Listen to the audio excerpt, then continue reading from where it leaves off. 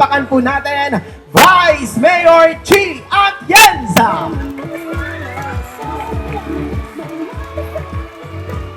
Magandang umaga po sa inyo lahat. Mga bata, good morning! Masaya ba kayo ngayong umaga? Nakasama natin si Yorme. Bago ang lahat, gusto ko sabay-sabay sabihin nyo, maraming salamat, Yorme! 1, 2, 3!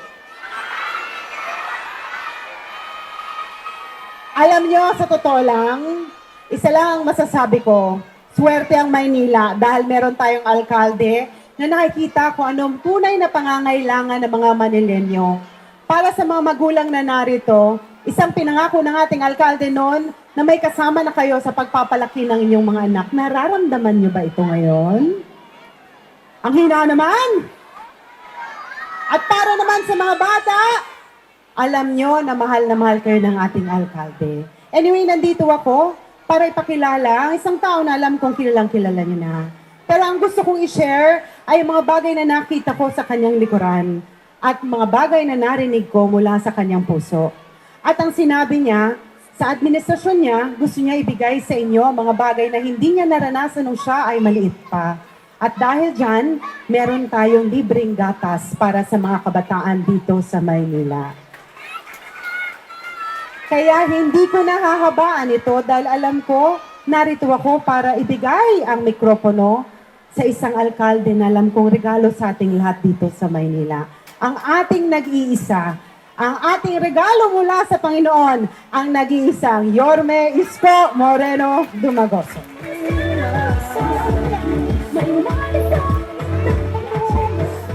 Upo po kayo.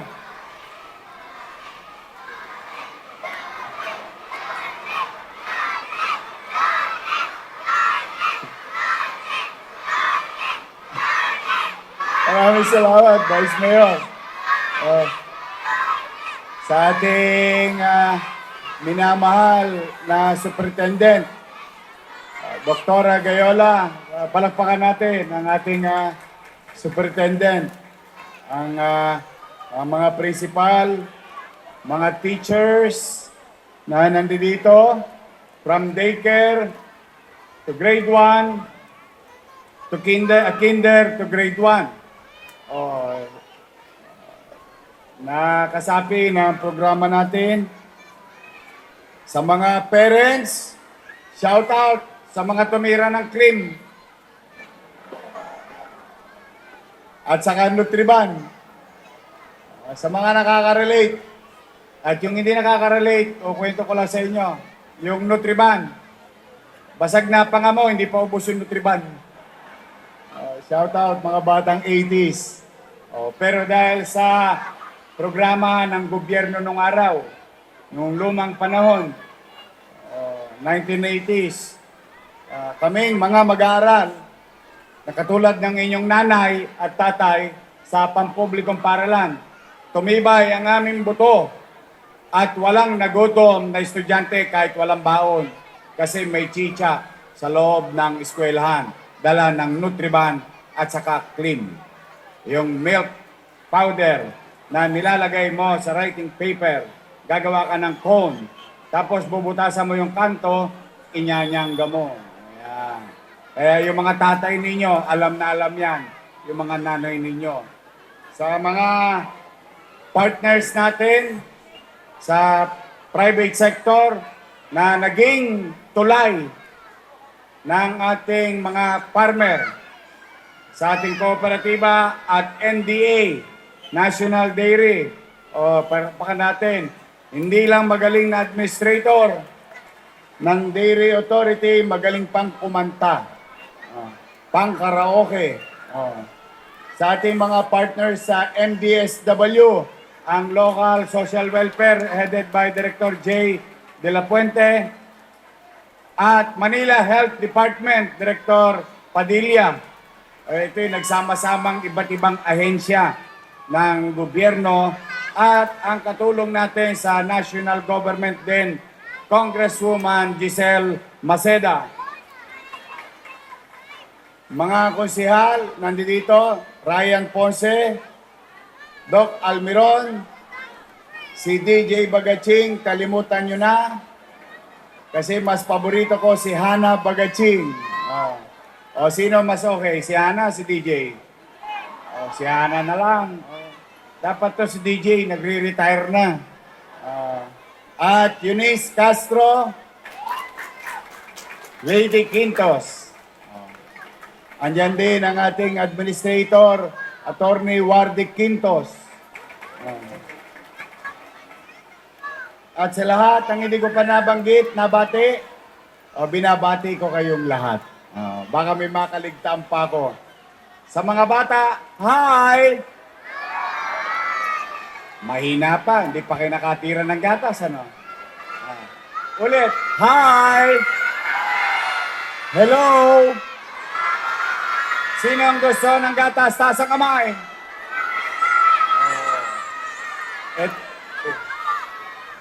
Are you okay? Ang inyong pamalang misod ay malinaw ang ating layunin. Walang batang maiiwan pagdating sa kalusugan, nutrisyon at edukasyon. Mano pa, at hindi na pwedeng itanggi at ikubli ang katatayuan ng ating bansa patungkol sa malnutrisyon ayon sa pag-aaral ng Department of Health. There is a great numbers of stunting in the country, and Manila is part of the country. The assumption is there is stunting and malnutrition in our city. So the best way to approach it is to confront it. Huwag nang ikubli, huwag nang itanggi. Kaharapin natin, labanan natin. Bagamat limitado ang ating resources. Pero hindi yung pwede mag-ingat lang sa pamumuhunan para maging malusog ang inyong apo, masigla, at gumanda ang kutis. Kutis perlas kasi every other day merong gatas sa kanilang silid-aralan. Kaya hindi tayo titigil na patuloy na ipatupad ang nasimulan na nating Your Milk, na ngayon ay tatawagin nating Your Milk 2.0. Ibig sabihin, bago mag-aral sa daycare, at yung mga nasa daycare, umakyat naman ng baitang, naging kinder, tuloy ang gatas nila. At grade 1 naman para sa ating mga bata sa lungsod ng Maynila. During the first launch of Your Milk, 21,000 plus. And I would like to give credit to MDSW, to our teachers, partners in ADA, NDA, and partners in private sector. Sapagkat mga nanay, mga tatay, hindi simple yung logistical challenge from the farm to packaging, then to delivery into their respective schools or daycare. Maraming salamat sa mga chairman. Palakpakan natin ang ating mga chairman.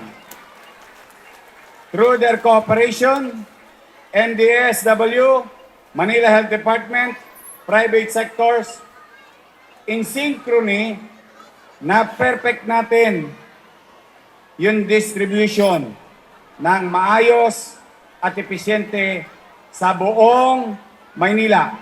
Now, the next challenge is we are now escalating from 458 daycare centers, idadagdag na natin yung tinatawag nating big schools or regular schooling na. So, aakit na tayo sa kinder at grade 1. Ngayon, masaya ako, bagamat gipit, pero katulad ng isang ina, katulad ng isang ama, sa isang tahanan, na iraraos natin ang kalusugan o pangangalaga sa kalusugan ng ating mga anak. Kaya mga nanay, mga tatay, mga lolo't lola na naghahatid, malamang kasi yung ating mga senior citizen nakikipag-agawan sa nanay at tatay na hatid ang kanilang apo sa eskwelahan. Pumanatag kayo at patuloy at walang tigil tayong mamumuhunan sa isang polisiya programa ng inyong lungsod patungkol sa MBN, Minimum Basic Needs. Housing, education, healthcare, and jobs.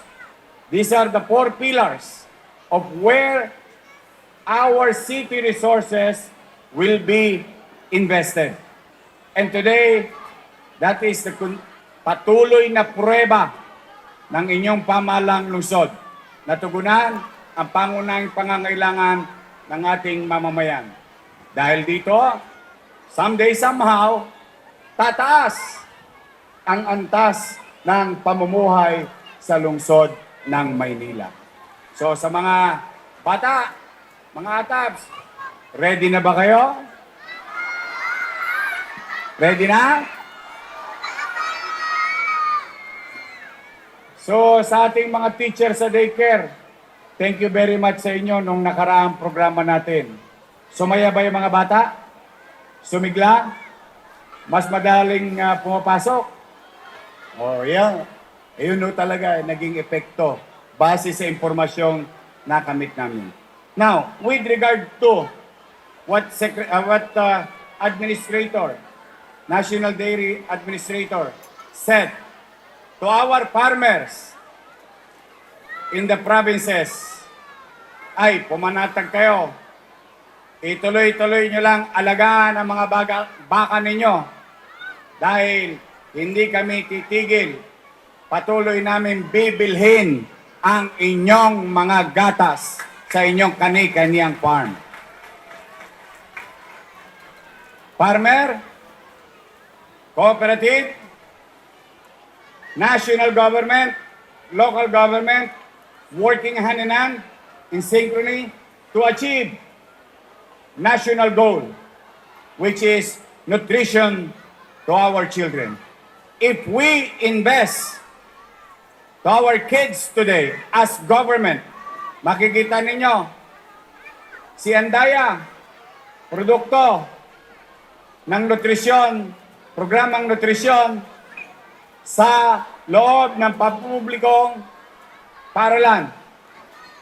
Baka mamaya, isa sa mga anak nyo, isa sa mga apo nyo, maging mayor din ng Maynila. Why not? Bakit hindi? Is it impossible? No. Basurero, sidecar boy, pedicab driver. Oh. Biri mo, pwede maging mayor ng Maynila. So the point is, your sons and daughters, yung apo ninyo, pwede maging doktor. Lalo ngayon, pinagagawan natin yung pinakamalaking paaralan sa buong Maynila, if not sa buong bansa, na College of Medicine or Pamantasan Lungsod ng Maynila College of Medicine. Sakto. Saktong-sakto sa audience ngayon. Bakit? Sabihin nyo na sa mga anak ninyo, anak, baka gusto mo maging doktor, baka gusto mo maging nurse. Hindi na tayo mahihirapan mag-apply sa pag-aaral ng medisina. Hindi katulad ng hamon sa akin ngayon na limitado lamang ang kaya nating akapin. Pero sa paggawa ng bagong College of Medicine, pagtugon sa nutrisyon at pinatitibay ang pundasyon ng mga mag-aaral nating bata habang sila'y maliliit pa, pagdating ng araw, posible ang lahat ng kanilang pangarap na maging doktor, nurse, or lab technician, and so on and so forth, sapagkat by the time from 300 students that we acquire every year for College of Medicine, it can now be 5,000 Manileños ang pwedeng maproduce na medical professional sa ating lungsod. So muli, mga nanay, mga tatay, steady lang kayo dyan sa Gedli. Kaming bahala dyan sa mga anaks ninyo, mga atabs natin. Pipilitin namin maitawid, puhunanan ang kanilang kalusugan sa loob ng paralan, sa loob ng health center. Kahit nasa sinapupunan pa sila, mamumuhunan na kami sa inyo, mga nanay, mga atabs. Kaya po sa ating araw na ito, maraming salamat at natagpuan ko ang NDA. Maraming salamat, natagpuan ko ang ating private partners. Maraming salamat, naging successful yung Your Milk na nilunsad natin at sana, may awa ang Diyos, maging successful ulit itong batch na ito because after this, ulitin ko, Administrador, sabihin mo sa mga baka, mamamaga ang mga dede nila. Dahil kukunin at iinumin ng mga batang Maynila ang kanilang gatas. Kaya sabihin sa mga farmer, alagaan na mabuti ang kanilang baka dahil may customer sila sa lungsod ng Maynila.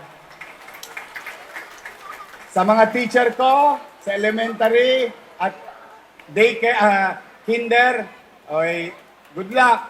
Sana maranasan nyo din ang naranasang buti ng ating mga daycare teacher. Sa sigla, partisipasyon, pagganda ng kalusugan ng inyong mga mag-aaral.